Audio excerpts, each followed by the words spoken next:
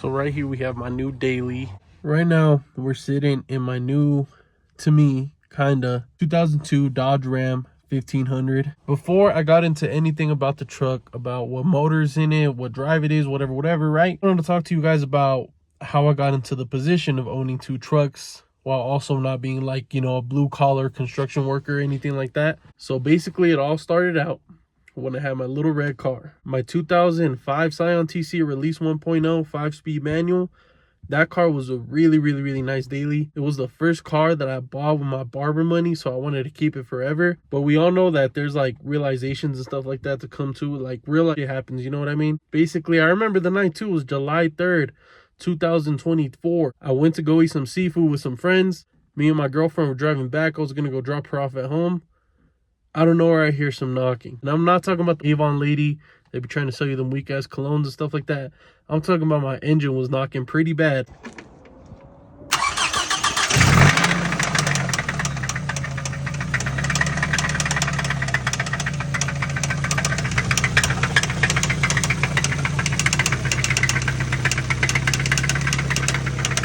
And I didn't know what it was, so I pulled up to some other friend's apartment, parked it there, and then my other mechanic friend pulls up, and he basically tells me, like, yeah, bro, you're gonna need a whole new engine, like this rod knock, you know what I mean? And since it was a Scion, it was a Toyota engine.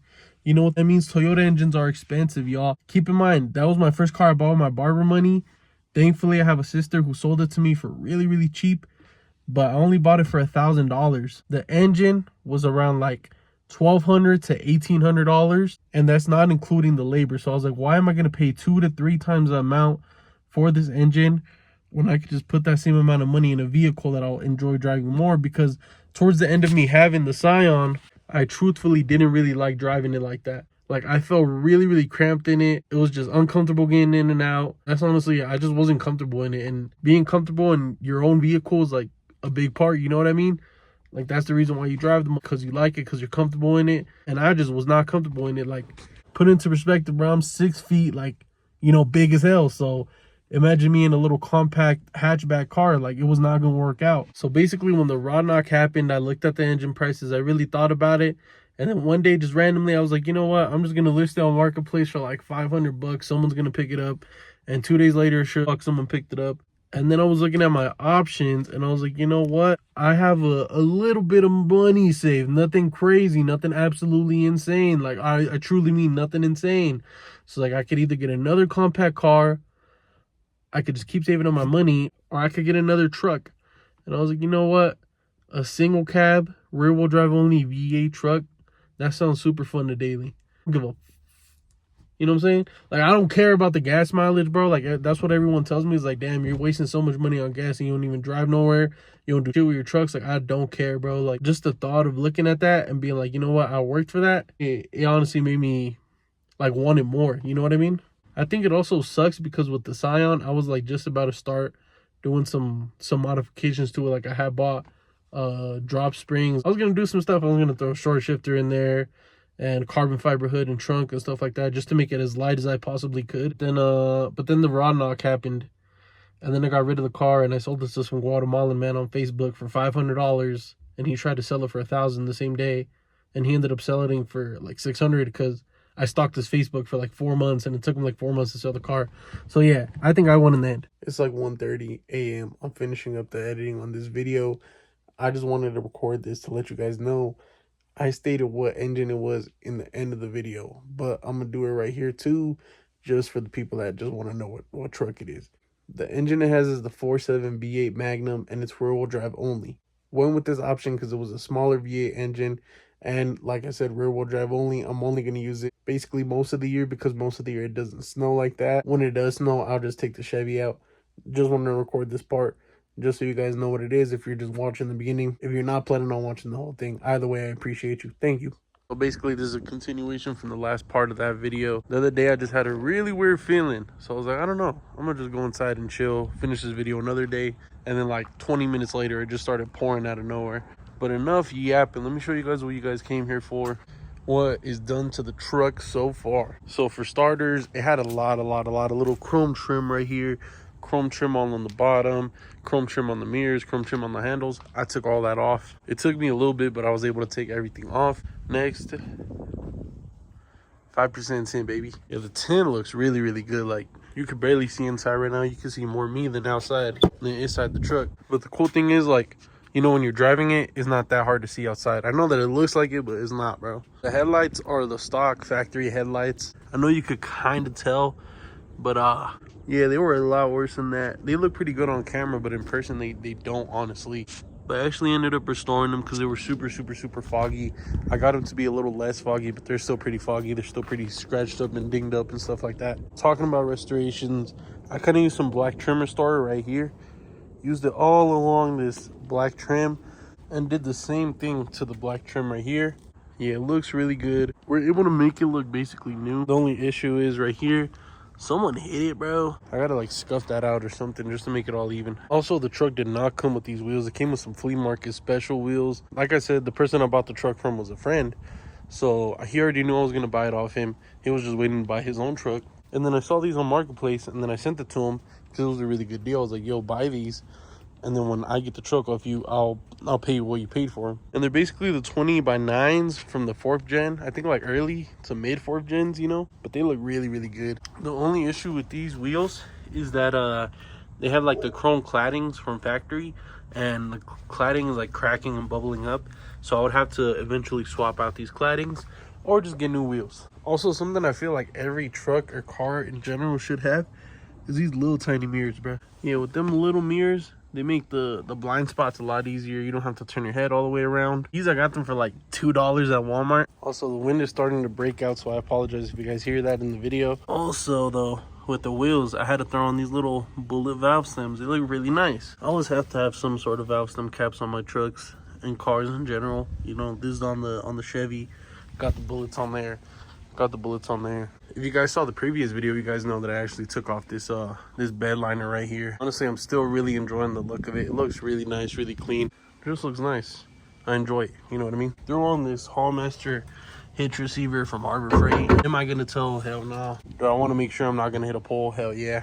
I honestly don't care what you guys say. Judge me in the comments. While we're out here, I want to talk about the maintenance a little bit. First thing I did was swap out these hood shocks. This hood was not staying up for anything, and yeah, look, hood shocks for the win, baby. At the same time, I did the oil change, and then I swapped the air filter, and I was waiting on the title for like on this truck for like 4 months. So the truck sat right over there for a good like 4 or 5 months, and then one day I go to turn it on, and then it just doesn't turn on. So I was like, what the heck? So I went to Walmart, got a new battery because I like their batteries a lot. Got a new battery, got new terminals, ended up switching them, and then it still does not turn on. What it was the alarm system. Previous owner gave it to me without the alarm system keys, which is fine. I understand his situation. But then that just means that it activated like this alarm system. How to explain? It's like alarm system kill switch. Like it tripped it out. This anti-theft mode that it had. This alarm right here was blaring in our ears.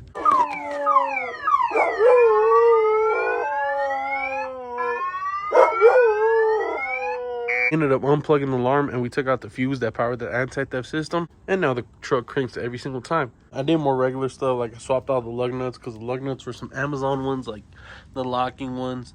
So I just put the open-ended ones. They look really nice. And then, as you guys are going to see in a new video, I swapped this vapor canister hose. I don't think I could access it from here though.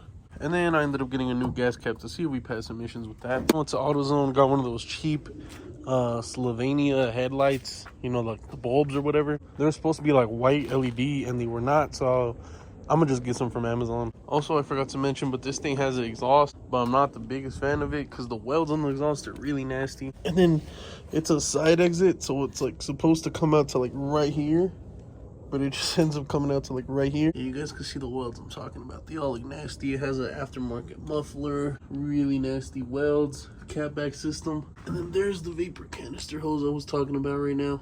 Another part of the maintenance that I did was I did a full interior deep clean and detail. I know it's not that clean because I've been driving it. Let me tell you guys, when I first got this truck, it reeked of Marlboro Reds. And I don't smoke cigarettes, so I don't like that smell. I have this little carpet extractor right here. I filled it up and I used it on the interior seats, both of them. And that honestly really did get rid of the smell, because prior to that, I had already cleaned it like 2 or 3 times and I could still smell the cigarettes. It wasn't until I used that little green machine till the cigarette smell went away. But let me tell you, that seat over there was really fucking dirty. I had to tell the previous owner, like, bro, who the fit themselves in the passenger seat? Because there is no way, bro.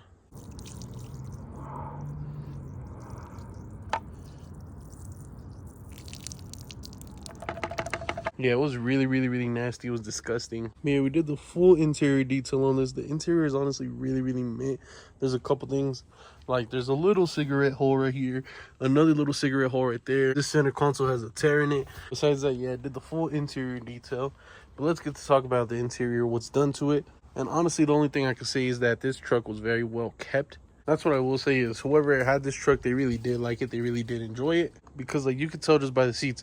If you look at any interior from like 2002, 2003 trucks of any kind, they're gonna be tears all right here. The headliner is gonna be saggy. There's gonna be a bunch of parts from the interior missing, but not this truck, man. This truck, the interior, like the seats, the floor, and everything is really, really nice. But let's get to talking about the truck, man. You know how I said that they took care of it? They took care of it in their own way. Right here, all around these little bezels that you see, like anywhere where you see black on any single trim, like right there, like right here, and right here. I wish I would have recorded it when I first got it, but literally everywhere around, everywhere right there, it was all like, I know that they bought it chrome. It was like a chrome sticker that just went over everything, but then over time it just turned into yellow.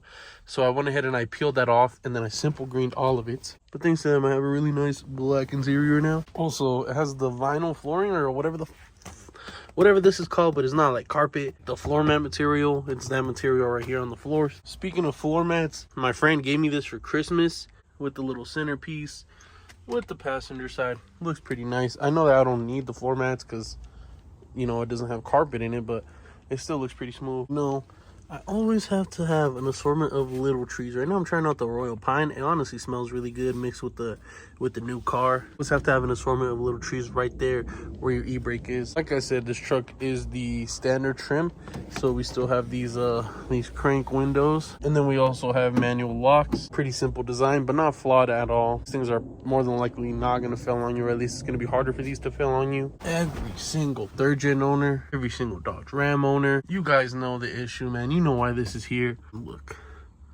just a little sneak preview, bro. But oh my god, it's horrible. Now, something that I did to it was install this here double din. That's why it kind of does not look all that great, because I'm not a radio installer by any means.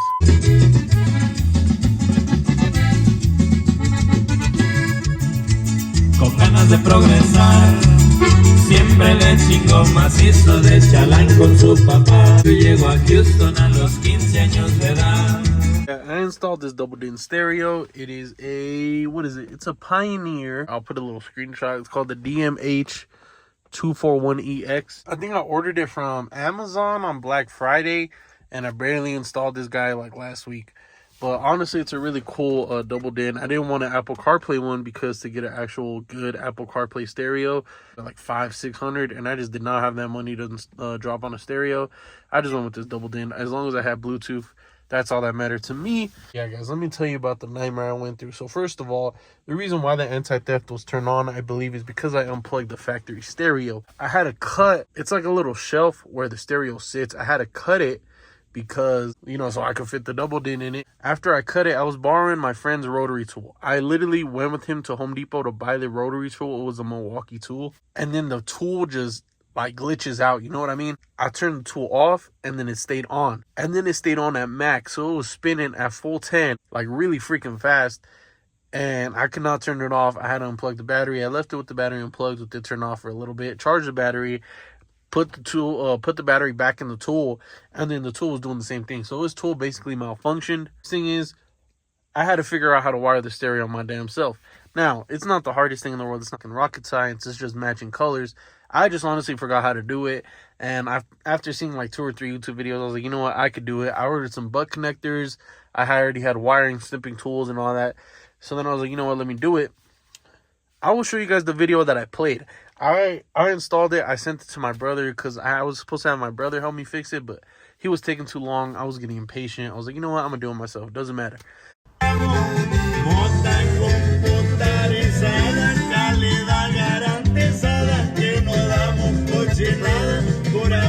So I send the video to my brother. I'm playing a song on the stereo. I had a bunch of bolts right here, and there was one exposed wire, and it was a live wire. It was the yellow wire. It's basically the one that gets voltage and is always constantly getting voltage. The wire, exposed wire, touches one of the bolts, and then I see a spark fly, and I'm like, whoa, that's not good. So I go to turn the truck off. I come back to install it. I plug the stereo in, and it's not working. I go and I get the factory stereo. I plug in the factory stereo, and that is also not working. And the only thing that came to my head was, I probably just fried the whole factory harness, like the harness that actually goes into the fucking, whatever. I go and I'm looking at this one fuse, because only one fuse on the fuse box says radio.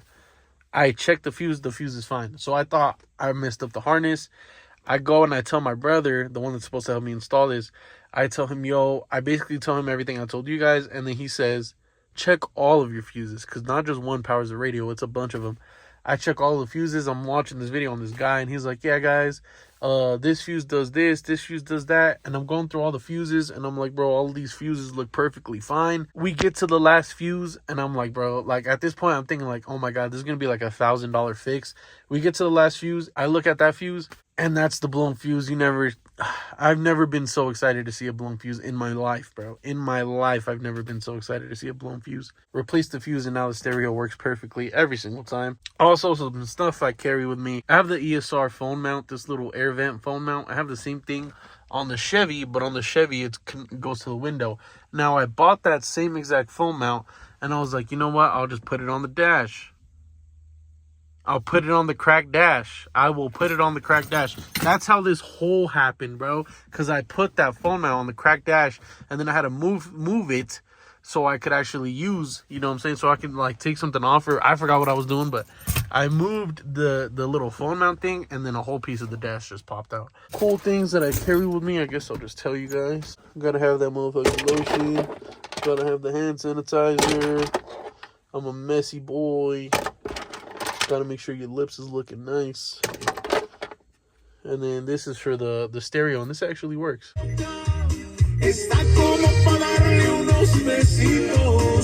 Carry around this little notebook because this is where I'm writing down all of my maintenance that I'm doing to it. So yeah.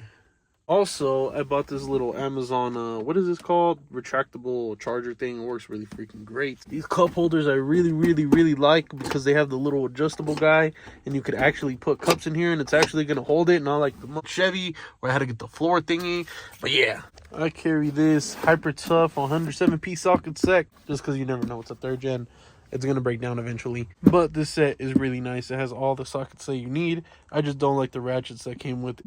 This is from Amazon. Work Pro. Look at that. It's a little multi-tool, bro. Really nice.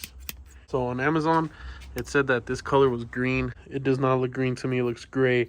Y'all tell me if it's green or gray. I think that's basically everything that I carry. I just want to talk to you guys about these subs right quick. Has some pretty good behind-the-scenes subwoofers. I do like them a lot. I do want to run them. But the thing is, they're not wired up right now, so I can't even hear them. So the guy that sold it to me, his dad was using this as a work truck. Someone on the job site stole the amplifier that came with it, so these are not wired up. And then the sub wires are all messed up too. And then also I have to carry around this. My girlfriend's mom gave me this. And then I have to let people know that I'm Mexican. So I have a Doctor Simi right here. If you guys know, you know. And then since this is mine and my girl's truck, like 100%, like my girl more than likely will never drive that truck over there just because she probably doesn't want to either. But she will more than likely drive this truck a couple times. So I threw the Kirby in here because we're both fans of Kirby. And then I have the Santo Niño like necklace or whatever. I got this in Jerez, Zacatecas in Mexico. I was wearing it around my neck a lot. And the reason why I put this in here is actually just because the guy that sold me the truck, I remember him saying one time that he bought a Santo Niño pendant because Santo Niño is his favorite santo, and basically that's what we call baby Jesus, a Santo Niño. So like as not a memory of him, but I guess like what is the word that I'm looking for? I don't know the word I'm looking for, but y'all probably know. Like, this is for him. He's still with us. He's still alive and well. But this is for him because, you know, he sold me the truck. So it's like my good luck charm, I guess, for him. I don't know. It sounds basically everything I did to the truck. Now let's talk about what I want to do. First things first, obviously you guys saw I want to replace that dashboard. I found one online, but I don't know if and when I should buy it yet. But yeah, I want to replace the whole entire dashboard, like the panel right here and then the little bezel that goes right here. I want to replace all of this. I want to wire up those subs. The last thing two things I want to do to this interior is I've seen some Dodges, right? Some third gens. They have this middle seat with the compartment right there. But let's say you lift the seat up. There will be another compartment right here. I don't know if you guys have seen those, but that's what I want to do to this truck right there. And then also I want to install the sliding rear window back here. Now let's step back out here. Also, I wrote everything that I'm planning on talking about on my iPad, and it's helping a lot because if you guys saw the Chevy video, I was all over the place. Right now I'm a lot more organized. I could talk a lot more freely and actually be in line. As you guys could see, the rake on the Ram is absolutely horrible. It's horrendous. It's like lifted 8 inches in the rear, like wheel to fender, and it's like 5 inches in the front. So this is horrible. What I want to do to it is throw a 2.4 drop on it. It'll basically be, it will still slightly be raked, but it'll look a lot better. Because like right now, this is supposed to be my small little pickup, and that's supposed to be my big bitch. And they're like literally standing at the same height. You know what I mean? I don't like that at all. Nothing crazy, because I do see the tacuaches, they be throwing like 5-7 drops and 8-11 drops and stuff like that. I don't want that, because I still want to daily drive this and be somewhat comfortable. And also I'm gonna say this, I'm gonna cheap out on the springs. I'm gonna cheap out on the springs and the flip kit because they're just pieces of metal. But on the shocks, I'm not gonna cheap out on. Also, I kind of touched on it a little bit, but I do want to get new headlights and tail lights. I really do like the smoke look. It grew on me a lot, so I'm gonna get some similar to that shade for this, just with some LED bulbs too. And then I'm going to be replacing that third brake light also with the smoke third brake light. And also I'm going to be replacing this, the reverse lights, the rear lights, whatever, with LED ones as well. I already found some pretty good kits to do it on. There was one kit that me and my girl really liked, and it was like made in Germany and everything was LED plug and play, but they're not selling it anymore, so I don't know. I have to find another one. The next thing I want to do is get a tonneau cover. Yeah, I definitely want to get an actual good exhaust because this little guy is just not cutting it for me. I want to get some dual exits out the rear. And then I'm honestly debating if I want to buy these SRT 10 wheels. They are replicas, but they're pretty good condition replicas. But yeah, I would want some SRT 10 wheels, like the same way as factory, 22x10. But I just don't know if that's in the budget. And either way, I really do like these wheels regardless. So if anything, I might just actually spend $100 and get the new claddings for these guys. Also, my biggest issue right now is these dents right here. These dents look really, really bad. I think you should be able to see it a little bit better right there. But yeah, the dents are pretty bad. And then it's got a bunch of hail damage dents right here, which isn't the biggest thing because it does hail a lot here in the summer in Colorado. But I do want to replace all of the hood, both of the fenders. But yeah, I want to get all of the dents out. There's dents up here. There's dents like on this, which is pretty common. And then the last thing I want to do to the exterior is paint it, because you know the paint is in really good condition. I'm not gonna lie, the paint is actually really, really nice, especially for a pickup. But I'm just not really liking the silver, even though silver is my favorite color, at least on cars. But you know, I'm not really digging it. I don't want to say what color I'm gonna paint it, just because I want it to all be a surprise. But I want to learn how to paint. I want to paint it myself, and I want to see how it comes out. And then I would paint match everything. I would paint match the mirrors. I would paint match the bumper, paint match the grill with the chrome bumper. Also, I want to paint match that. So yeah, guys, that basically wraps it up for this video.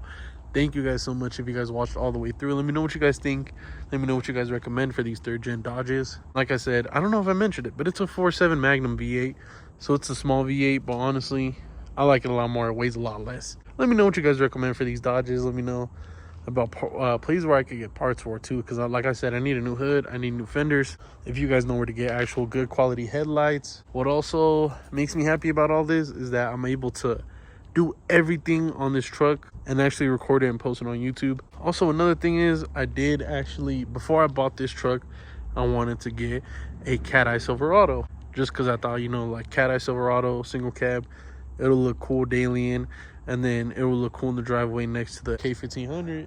I ended up going with the 3rd gen Dodge because I got a good deal on it, let's be honest. No one in the family has ever owned a Dodge. Honestly, I knew in the back of my head that I wanted to make truck videos, and I feel like a lot of people have cat eye Silverados, which is not a bad thing because they are beautiful trucks and they do sound nice. Once you mod them, they look even nicer. But I wanted to do something that not a lot of people were doing, and I was like, I do not see any RCSB Ram content, and if you do, it's typically 4th gens. You don't really see, or 2nd gens even, you don't really see that much 3rd gen content. So you know what, I'm gonna buy this 3rd gen. I'm gonna be able to make content off of it. I'm gonna be able to make a lot of content off of it because it has a lot of work that needs to be done. Hopefully grow on this platform. It also just looks really nice. That has been the end of the video. If you guys enjoyed it, please leave a like down below. Like I said, I'm not the type to ask for this because I don't really care, but it would help out a bunch. So if you guys are watching this, make sure you guys subscribe too. We'll see you guys in the next video. I actually already have a video planned, or well, I already have a video recorded, edited, and uploaded. I just have to publish it. And then I'm gonna be recording another video, actually, you know, following up that previous video, because you guys are gonna see what's up with it. Once again, I appreciate you guys. Thank you, and peace out.